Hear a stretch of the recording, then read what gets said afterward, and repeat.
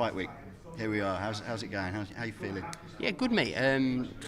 It's just been a crazy year, hasn't it? So we're very happy the fight's just happening now, and it's like feels a bit more real. But just got to wait for the big boys to get in the ring. How are you finding being in the bubble? Because obviously everyone in here is like a boxing nut who's been looking forward to this for a year or something now. But there's starting to be a lot of noise outside, and people in the general public and the mainstream are starting to talk about this fight.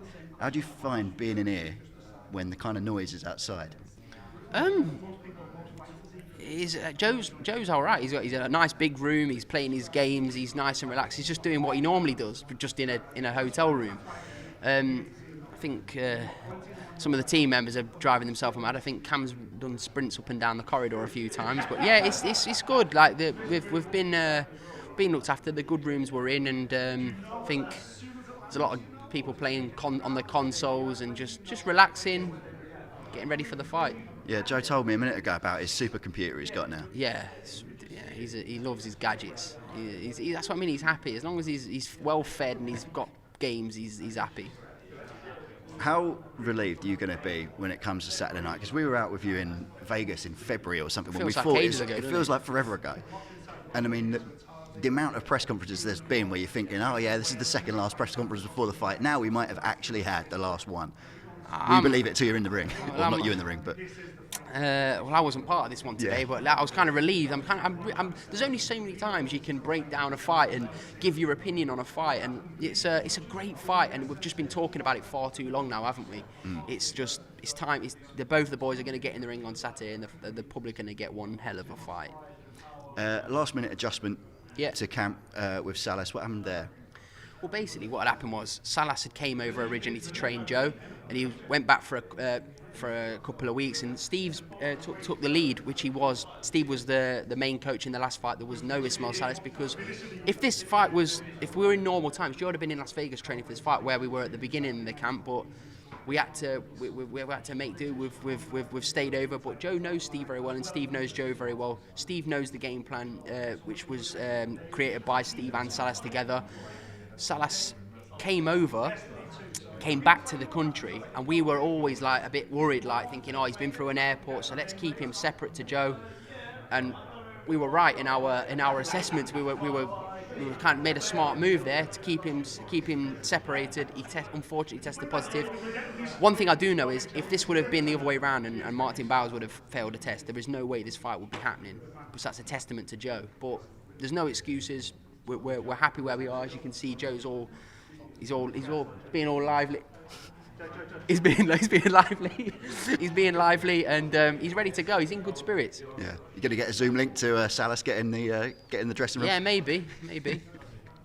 And just lastly, obviously, Dubois as a fighter, everyone knows how good he is, but how much do you feel like, we've been talking about the odds a lot this week, right? Yeah. How much do you feel like Joe's still being overlooked? Because it feels like... he's being overlooked. And it feels like the closer you get, the more people kind of change their mind on it a little bit, right? BT have done a great job. They've built him up. He looks like an unbeatable Power Ranger, doesn't he? Frank thinks he's going to win. He's made no secret of saying who he thinks is going to win the fight. We think differently. And are you sensing that more and more people are changing their mind on it as well and thinking, Because it's dawning on people. Joe's been around a long time and boxed at the highest level and won at the highest level in the amateurs.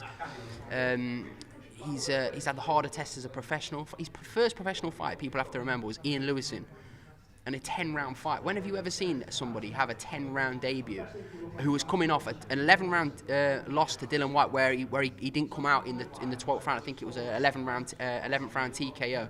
Joe got in the ring and stopped him in 8 rounds with one hand, because Joe's arm was bad for that fight. He shouldn't have really boxed on that day, but not boring you with that long story. But Joe has had the harder tests. It's a fact. There's no who do you reckon? You know it, and everybody else knows it.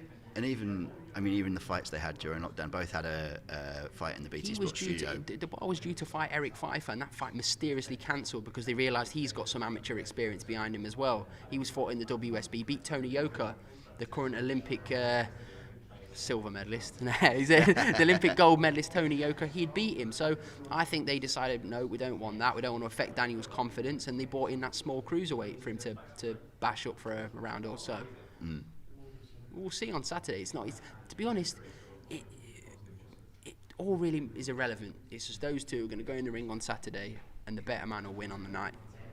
And we mentioned those two opponents there. Wallace wasn't the easiest, or on paper shouldn't have been the easiest. It was a big lump, wasn't he, Wallace? It was came out swing of Joe, but Joe, it was well documented. Joe had a few packets of biscuits before that fight, and he had 2 weeks' notice for the fight. So he's but this fight, it's all different. You've seen the shape of Joe now. He's ready to go. And I think the cliched prediction is the longer Dubois it goes. early, Joe late. Yeah. We're all sick of saying that, aren't we? But listen, it could be. We just don't know. We just don't know. But one thing we're very confident in our guy that's going to come away with a win on Saturday. And looking forward to it. Yeah. Just a shame it went a week later for the 1,000 fans who could have got in. Yeah, it was a good announcement for Boris. That was kind of him, wasn't it, to announce that earlier on this week, that the fans can come back next week. But it is what it is. We are where we are, and the fight's on, and I think we should just all be grateful that the fight's taking place.